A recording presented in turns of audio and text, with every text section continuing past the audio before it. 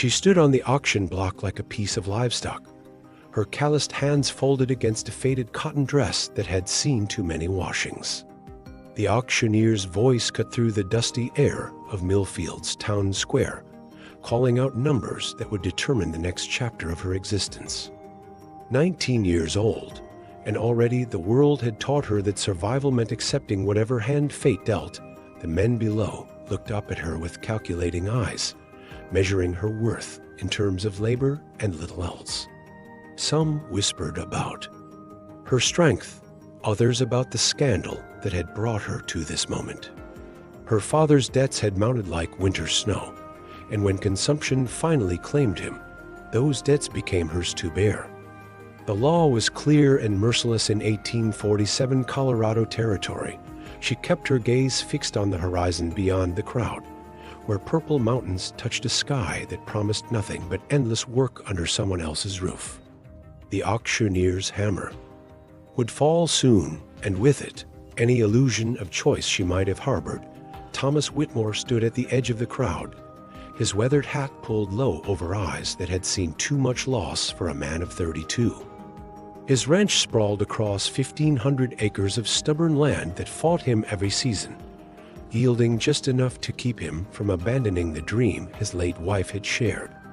The cattle were few, the hands fewer, and the loneliness had become a weight that pressed against his chest each morning when he woke to empty silence. He had not come to town seeking a wife, or even hired help. The supply run could have waited another week, but something had drawn him to Millfield on this particular Saturday. Perhaps it was the letter from his sister back in Missouri, urging him to consider remarriage before the isolation consumed him entirely. Perhaps it was simply the human need for connection that even the most stubborn souls cannot ignore forever. When he saw her standing there, chin raised despite her circumstances, something stirred in the hollow space where his heart used to beat with purpose. She reminded him of a wild Mustang he had once gentled, proud even in captivity, waiting for someone to recognize the spirit that adversity had not yet broken. The bidding started low. Men called out numbers for her labor, her youth, her ability to bear children and tend livestock. Thomas felt his jaw tighten with each crude assessment.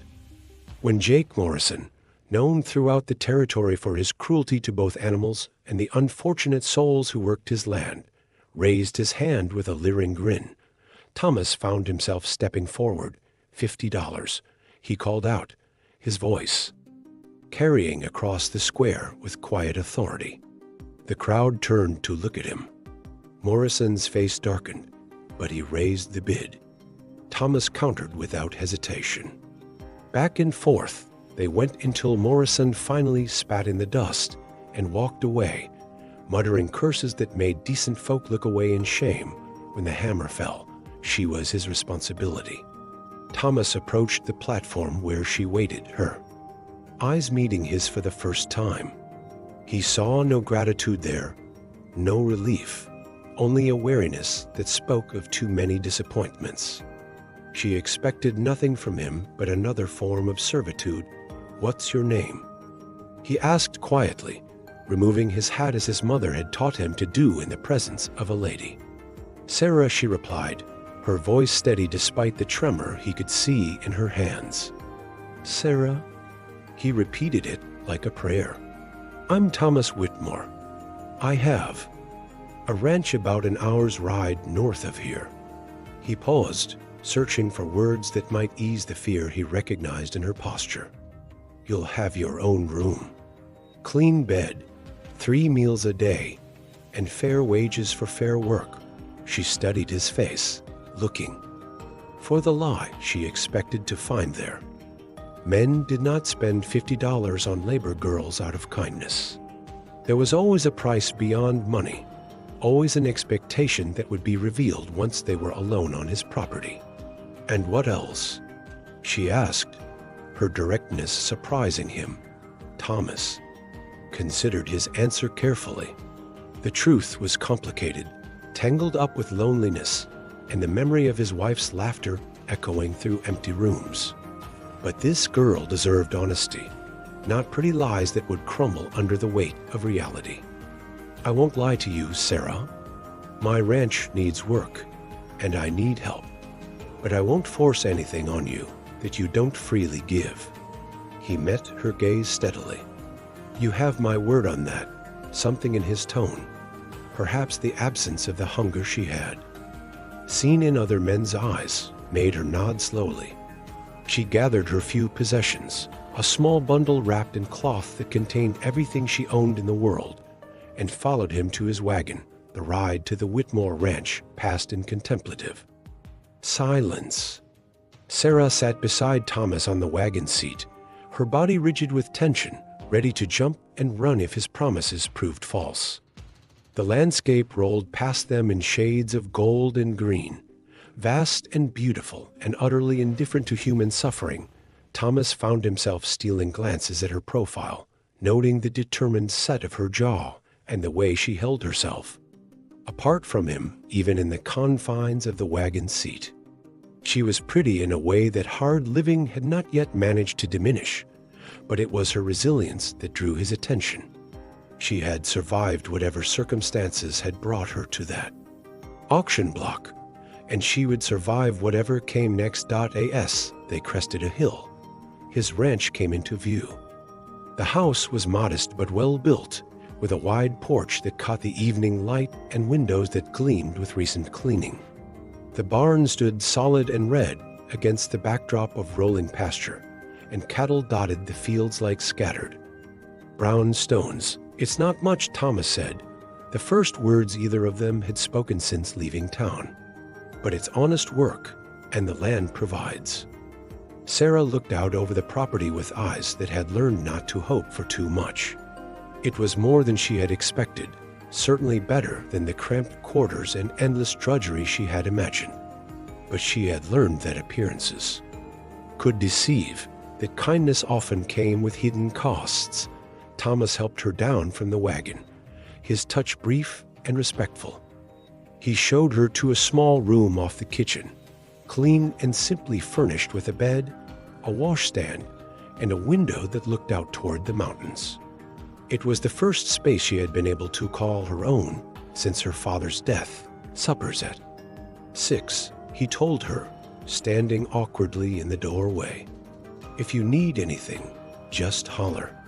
She nodded, still waiting for the other shoe to drop, for him to reveal what he really expected in exchange for this unexpected kindness. But he simply touched the brim of his hat and left her alone with her thoughts and the growing realization that perhaps not all men were cut from the same cruel cloth. That first evening, they ate in silence broken only by the clink of silverware against plates and the distant lowing of cattle settling for the night.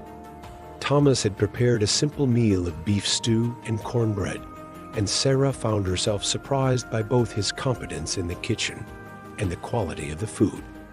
She had grown accustomed to scraps and leftovers, to eating whatever remained after. Others had taken their fill. You cook well, she said finally, the words feeling strange in her mouth. It had been so long since she had been able to offer a compliment freely, without calculation or fear of consequence. Thomas looked up from his plate, a slight smile creasing the corners of his eyes. Had to learn after Mary died. Couldn't afford to hire help, and a man gets tired of beans and hardtack pretty quick. Mary, his wife. Sarah filed the information away, understanding now some of the sadness she had glimpsed in his expression.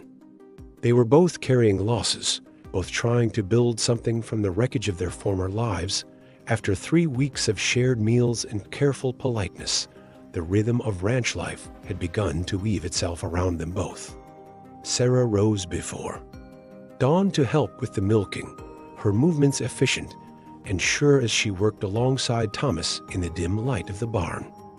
The cows had grown accustomed to her gentle touch, and she found unexpected peace in the simple routine of caring for the animals.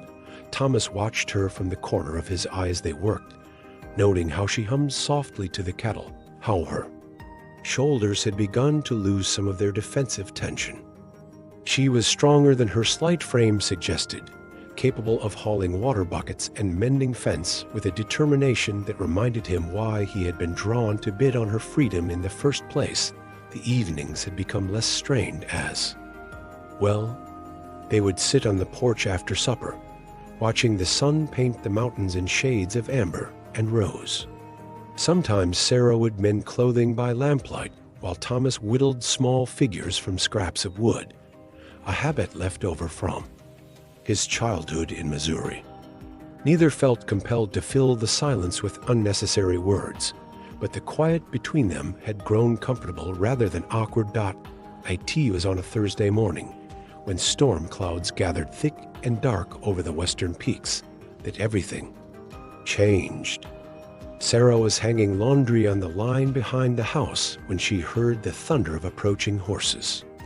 Her blood turned cold as she recognized the voice calling out from the front yard, a voice that belonged to her past and all the pain she had tried to leave behind. "Whitmore, I know you got my property here. Send her out, and we can settle this like civilized men, Ezra Crenshaw."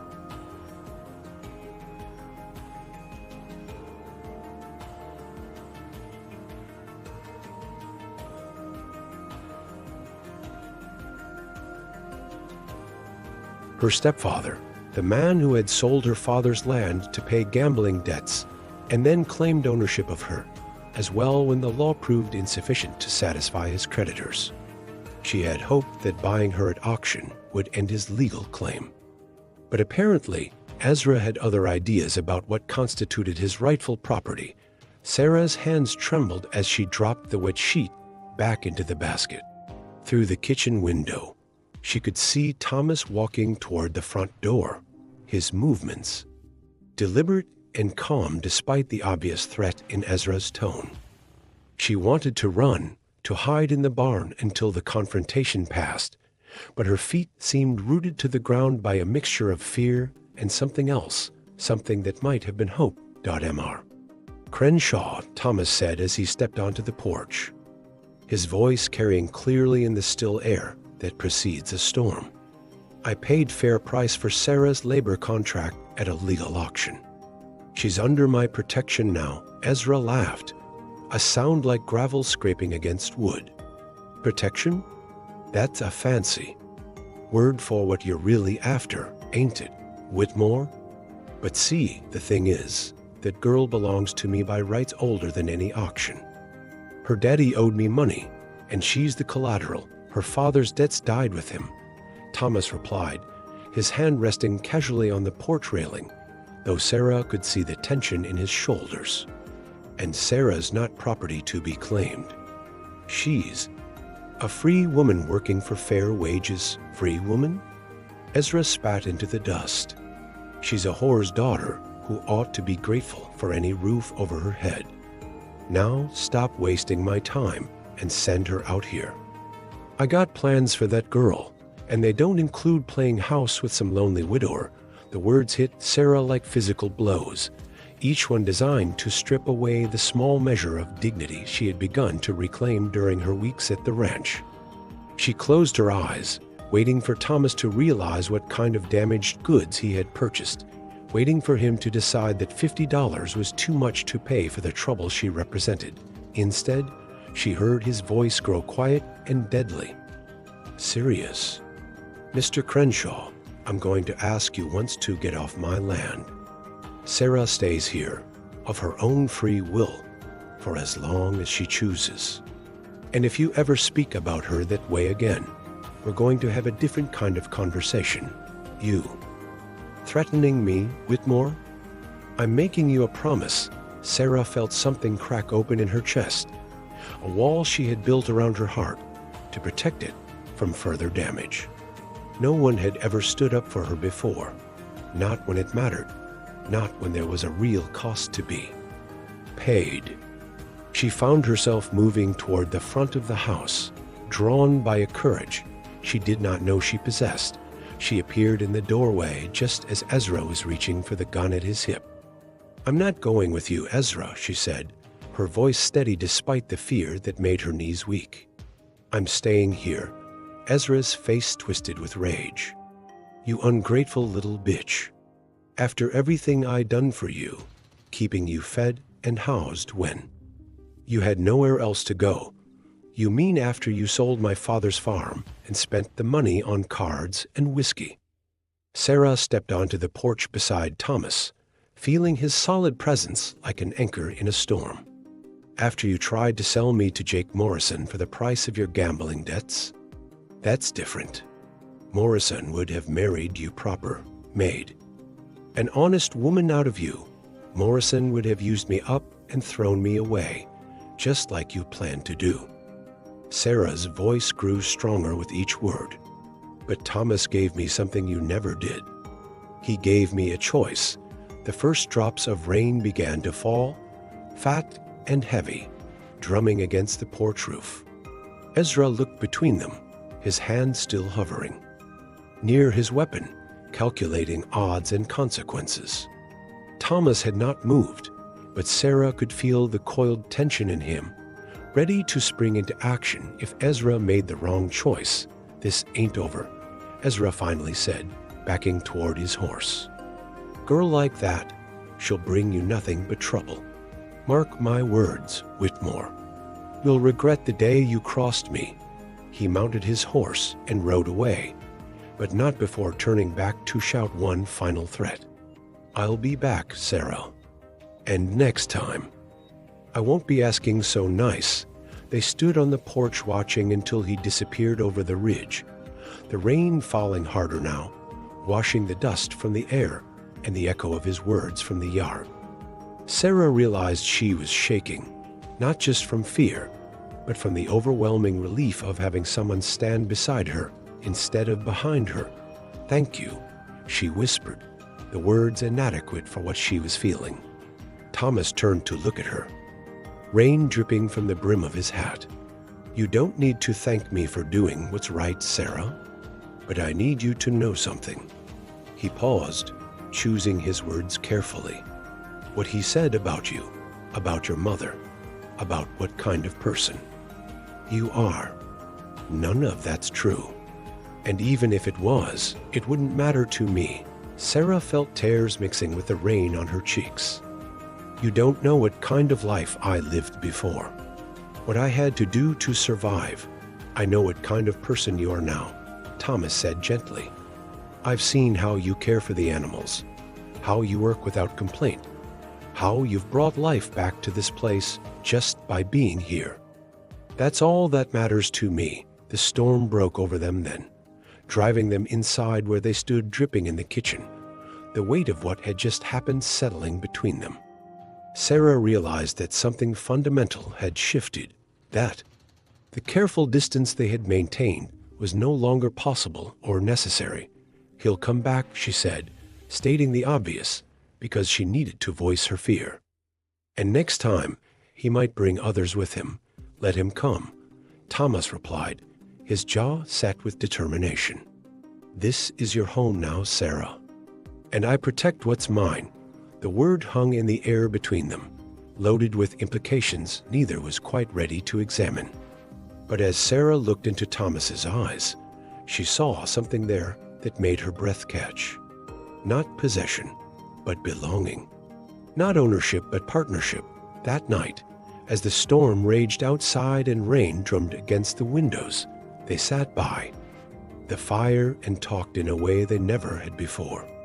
Sarah told him about her father, a gentle man who had loved books and music and died too young from the consumption that had ravaged his lungs.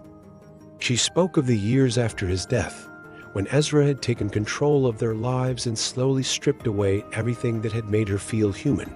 Thomas shared his own losses, the wife who had died in childbirth along with their son, the dreams they had built together that had crumbled into dust and grief. He spoke of the loneliness that had nearly driven him to abandon the ranch, to sell everything and disappear into the anonymity of some distant city. "But then you came," he said softly, his eyes reflecting the firelight. "And suddenly, this place felt like home again, instead of just a place to exist." Sarah felt her heart hammering against her ribs. "Thomas, I need you to know. If you're thinking of me as more than hired help, if you're hoping for something I might not be able to give, I'm not hoping for anything you don't want to give freely," he interrupted gently. "But I'd be lying if I said I hadn't thought about it. About us. About what it might mean to build something together instead of just surviving. Alone."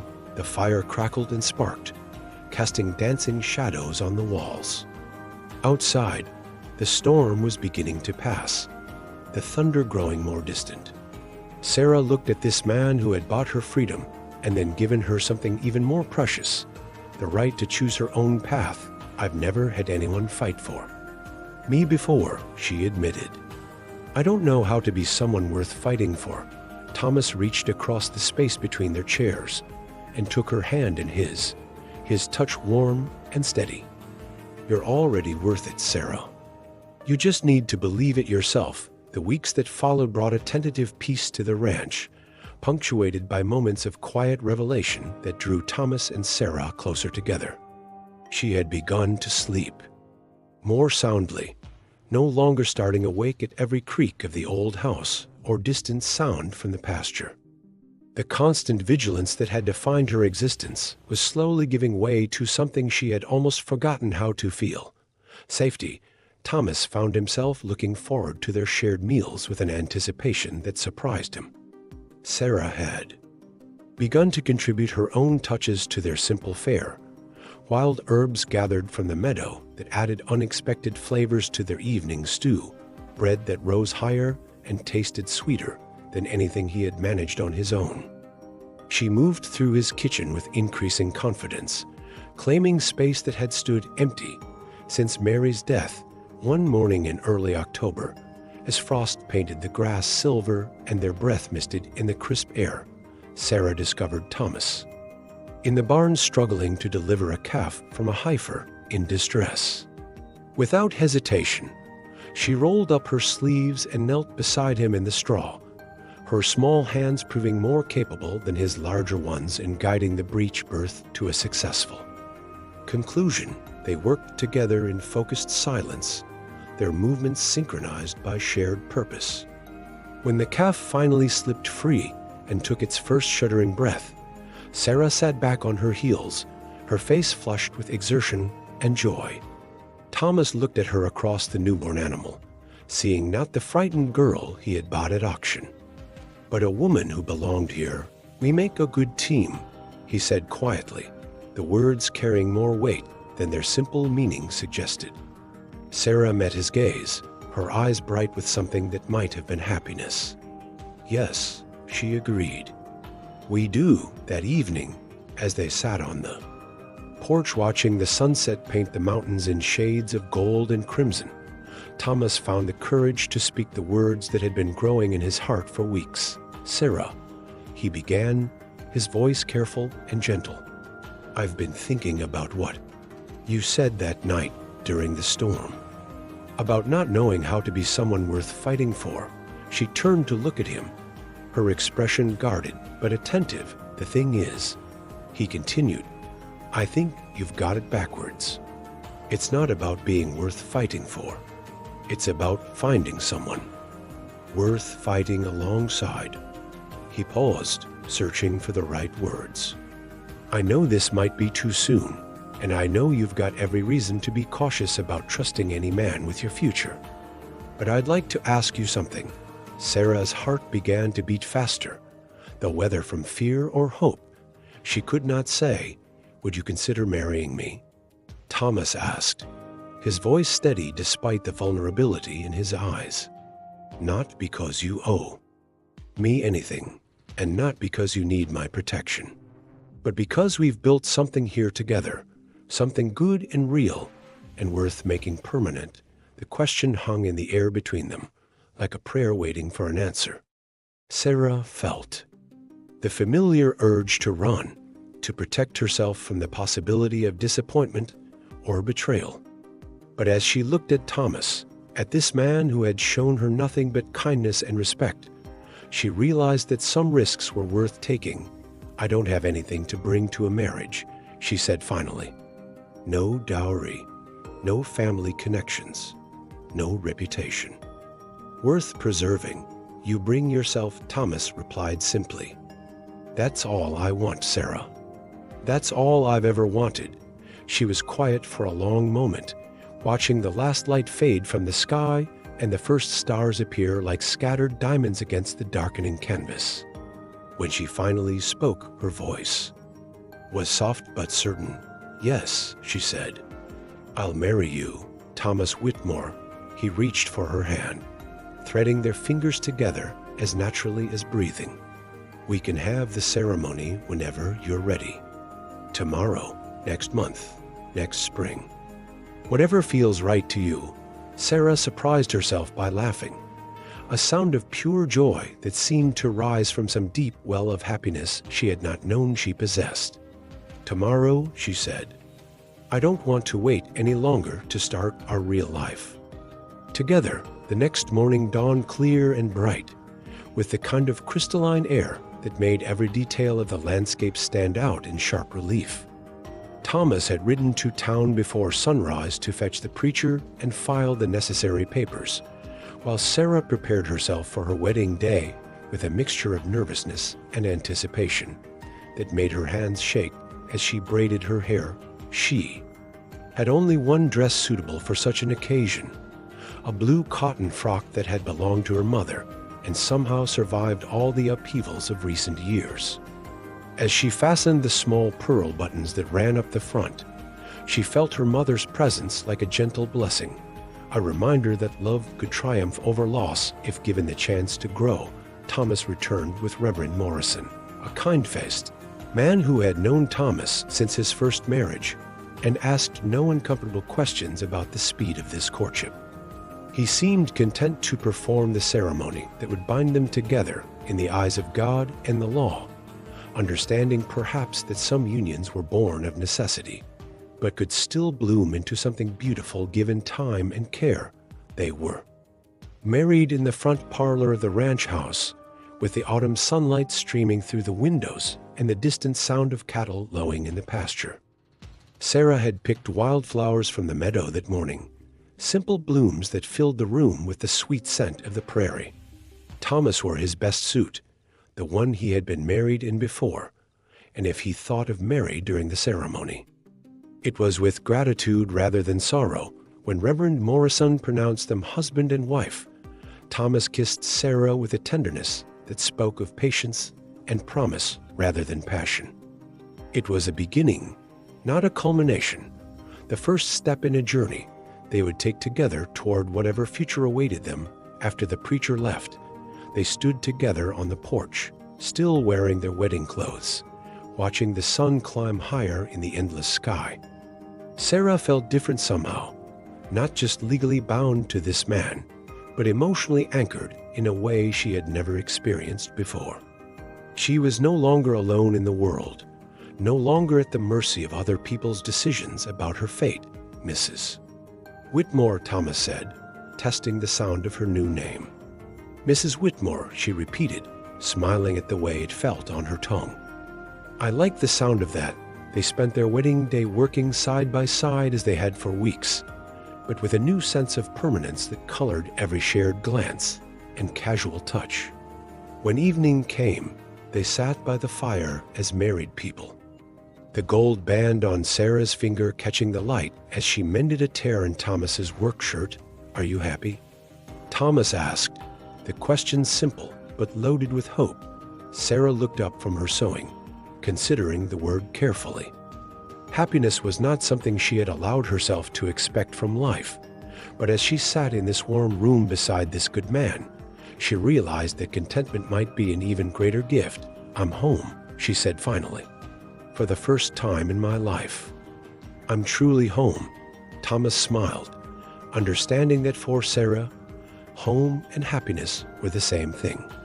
Outside, the wind whispered through the grass and the cattle settled for the night, while inside, two people who had found each other against all odds began the quiet work of building a life together. The seasons turned, and with them came the deepening of their partnership. Winter brought long evenings by the fire. Spring brought new calves and the promise of prosperity. Summer brought the hard work of haying and the satisfaction of a ranch running smoothly under their combined efforts. But it was not until the following autumn, exactly 1 year after their wedding, that the true test of their union arrived in the form of Ezra Crenshaw and 3 hired men, all armed and determined to settle what Ezra still considered an outstanding debt. Sarah saw them coming. From the kitchen window, 4 riders silhouetted against the morning sky, like harbingers of her worst fears. She called out to Thomas, who was repairing fence near the barn, and watched as he straightened slowly, his hand moving instinctively to the rifle he now carried whenever he worked outside. "Stay in the house," he told her as he approached, his voice calm but firm. "Whatever happens, don't come out until it's over." But Sarah had spent a year learning what it meant to be part of a partnership, and she was not about to let Thomas face this threat alone. She retrieved the shotgun from above the mantelpiece, checking to make sure it was loaded before taking her position by the front window, where she could see the yard clearly. Ezra rode up to the porch with the confidence of a man who believed. Might made right, his hired guns flanking him like a show of force designed to intimidate. But Thomas stood his ground, his rifle held casually but ready, his expression giving nothing away. "Whitmore," Ezra called out, his voice carrying the same arrogant tone Sarah remembered from their last encounter. "I told you I'd be back. Time to settle this thing once and for all." "There's nothing to settle," Thomas replied evenly. "Sarah is my wife now, legally and properly married. Whatever claim you think you had on her died the day she said her vows." Ezra laughed, but there was no humor in the sound. "Marriage don't change what she is, Whitmore, and it don't change what she owes me. I'm taking her back, one way or another. The only way you're taking her anywhere is over my dead body," Thomas said quietly, and Sarah felt her heart clench with fear and pride in equal measure. "That can be arranged," one of Ezra's men said, his hand moving toward his gun. The next few moments unfolded with the terrible clarity that comes in times of mortal danger. Sarah saw the hired gun's hand close around his weapon, saw Thomas begin to raise his rifle, and knew with absolute certainty that words were no longer going to resolve this confrontation. She stepped onto the porch with the shotgun in her hands, her voice cutting through the tension like a blade. "That's far enough." All eyes turned to her, and she saw surprise flicker across Ezra's face. This was not the frightened girl he remembered, not the broken creature he had expected to cower inside while men decided her fate. This was a woman defending her home, her husband, her right to choose her own destiny. "Sarah," Ezra said, his tone shifting to what he probably thought was paternal concern, "put that gun down before you hurt yourself. You don't understand what's happening here." "I understand perfectly," Sarah replied, her voice steady despite the adrenaline coursing through her veins. "You want to drag me back to a life I chose to leave behind. But I'm not that helpless girl anymore, Ezra. I'm Thomas Whitmore's wife, and this is my home. And if you think you're going to take me from here, you're going to have to go through both of us." The standoff stretched taut as a bowstring, 4 armed men facing 2 people who had everything to lose and nothing left to fear. Sarah could feel Thomas beside her, solid and unwavering, and knew that whatever happened next, they would face it together. It was Ezra who blinked first, perhaps recognizing something in Sarah's eyes that warned him this would not end the way he had planned. "This ain't over," he said finally, but his voice lacked the conviction it had carried before. "Yes, it is," Sarah said firmly. "It's been over since the day I chose to stay here. The day I chose him over you. The day I chose love over fear." Ezra wheeled his horse around and rode away, his hired guns following with obvious relief. Sarah and Thomas stood on their porch watching until the riders disappeared over the ridge, and only then did Sarah allow herself to tremble with the aftermath of confrontation. Thomas took the shotgun from her shaking hands and pulled her in two. His arms, holding her close as the reality of what they had just faced settled over them both. They had stood together against the darkness of her past and emerged victorious, not through violence, but through the simple power of two people refusing to be separated. "It's over," Thomas murmured against her hair. "He won't be back." Sarah nodded, knowing he was right. Ezra was a bully who preyed on the weak and defenseless, but he was also a coward who would not risk his life for what he could no longer claim as his property. She was truly free now, not just legally, but in every way that mattered that evening. As they sat on their porch watching the sunset paint the mountains in familiar shades of gold and rose, Sarah reflected on the journey that had brought her to this moment. From the auction block to this place of peace, from fear to love, from survival to truly living. Do you ever regret it? She asked Thomas quietly. Buying a stranger at auction? Taking on all the trouble that came with me? Thomas was quiet for a moment, considering his answer with the careful honesty that had always characterized their relationship. "I regret that you had to suffer before you found your way here," he said finally. "But I don't regret a single day. Since you became part of my life, you saved me just as much as I saved you, Sarah. Maybe more." She leaned against his shoulder, feeling the solid warmth of him, the steady rhythm of his breathing that had become as familiar as her own heartbeat. "I love you," she said, the words coming easily now, without fear or reservation. "I love you too," he replied, his arm tightening around her. "More than I ever thought possible, since that autumn day when Ezra rode away for the last time. The Whitmore Ranch has never echoed with silence again. Children's laughter rings across the pastures now, and the sound of Sarah's voice singing as she works in her garden carries on the morning breeze like a promise that love can indeed triumph over the darkest circumstances. Would you have had the courage to stand up for love when everything seemed lost? Tell us in the comments what this story meant to you. And if you believe in second chances and the power of choosing love over fear, subscribe to Silent Ranch for more stories that remind us why hope is always worth fighting for.